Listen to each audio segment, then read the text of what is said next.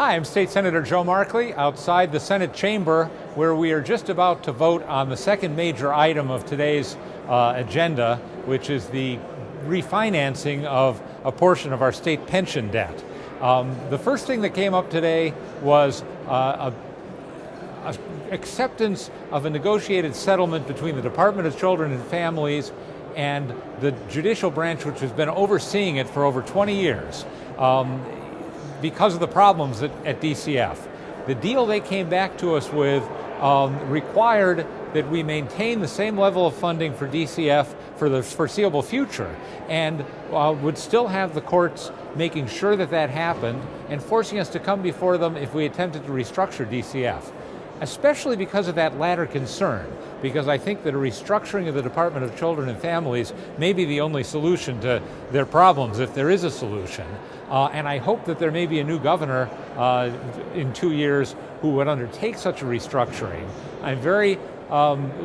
I'm loath to turn over authority over changes in DCF to a judge. I voted against it, and it was voted down really in a bipartisan way. There were only a few votes for it in the Senate, and I believe it went down in the House of Representatives as well.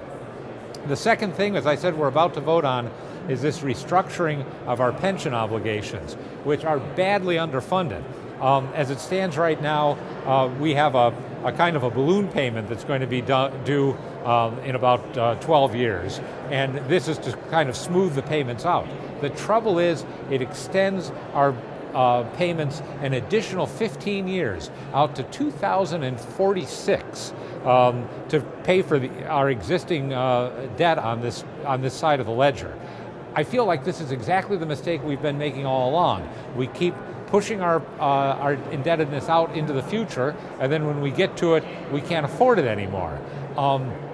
I feel like this pension obligation needs to be addressed as a whole, both the fundamental amount of the pension and what can be done to restructure our pension system, and the way in which we're going to catch up on the debt that we've incurred on the pension.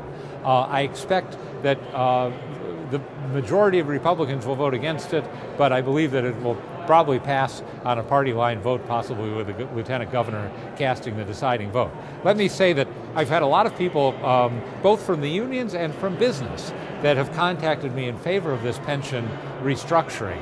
And I would remind them that the additional cost to taxpayers over the life of this deal is estimated to be at least $11 billion. Last week I was told $17 billion, this week I'm told $11 billion. When I get two numbers that big, that are that far apart, I kind of lose confidence in both of them, I have to say.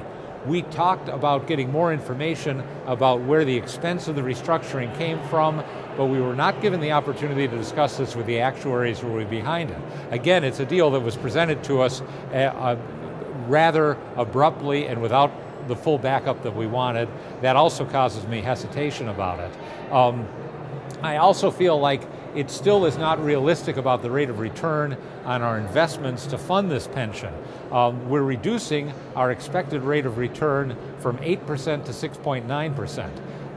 8% is ridiculous, but 6.9% is unrealistic as well. Over the last 15 years, this pension has not even returned 3%. So in a way, we say we're solving this problem, but we're not facing facts. We're not looking at what the underlying number is.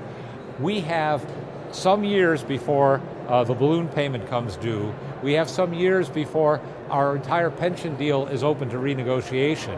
And I don't see the reason for us to rush into something which is going to literally stick our grandchildren or our great-grandchildren with a bill down the road. That's complicated stuff. I'm sorry to get into the weeds, as they say around here, but that's what we have to do sometimes.